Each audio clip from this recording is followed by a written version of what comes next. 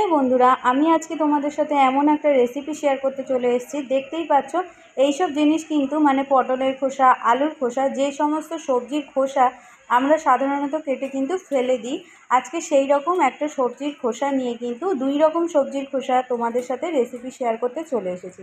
আজকে দেখতে পাচ্ছ পটল আর আলুর খোসা দিয়ে একটা ভর্তার রেসিপি তোমাদের সাথে শেয়ার করব। ভিডিওটা খুবই ছোট, মাত্র 2 মিনিটে একটা সুস্বাদু খাবার কিন্তু তোমরা বানিয়ে খেতে পারো যদি তোমাদের শরীর যখন ভালো লাগবে না।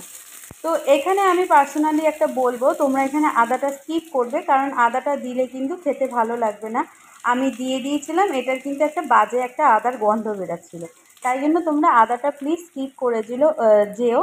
এখানে দিও পেঁয়াজ, রসুন, শুকনো লঙ্কা আর কালো জিরে দিয়ে। তো কালো জিরেটা আমার কাছে ছিল না হাতের কাছে, তাই দিইনি, কারণ এটা হট করে খেতে ইচ্ছা করেছে, সেই জন্যই কিন্তু বানিয়েছিলাম। তো পটল আলুর খোসাটা কিন্তু বেশ ভালোভাবে কিন্তু আমি কষলে কষলে ধুয়ে নিয়েছি, কারণ আলুর গায়ে কিন্তু ভালোই নোংরা থাকে, বালি থাকে, মাটি লেগে থাকে, তাই জন্য কিন্তু ভালোভাবে ওটাকে কিন্তু ভালোভাবে একদম কষলে কষলে ধুয়ে নেবে।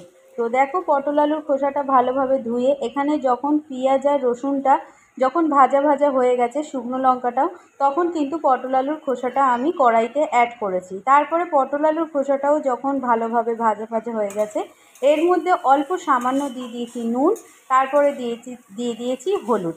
এইভাবে কিন্তু এটাকে ভেজে নেব। তো চলো বন্ধুরা, ভিডিওটা দেখো, আমি যেভাবে করছি সেভাবে তোমরা করো।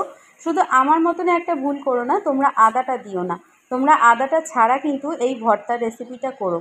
আমরা কিন্তু লকডাউনের সময় কিন্তু এমন অনেক খাবার খেতে শিখেছি যেগুলো কিন্তু আমরা সাধারণত ফেলে দিতাম বা খেতাম না।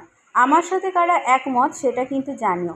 এটাও কিন্তু তেমনই একটা রেসিপি, ঘরে কিছু না থাকলে কিন্তু এইটা করে খেতে পারো, সেটাও কিন্তু ভালো লাগে। অবশ্য মুখে রুচি না থাকলেও কিন্তু এই ভর্তা রেসিপিটা করে খেয়ে দেখতে পারো, গরম গরম ভাতের সাথে কিন্তু দুর্দান্ত চাই।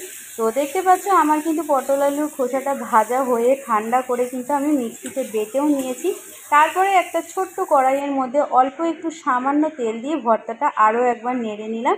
তো হয়ে গেল আমার পটল আলুর খোসার ভর্তা। তো বন্ধুরা, কেমন লাগলো ভিডিওটা অবশ্যই জানিও। ভালো লাগলে অবশ্যই লাইক করো, সাবস্ক্রাইব করো, তোমাদের প্রিয়জনদের সাথে শেয়ার করে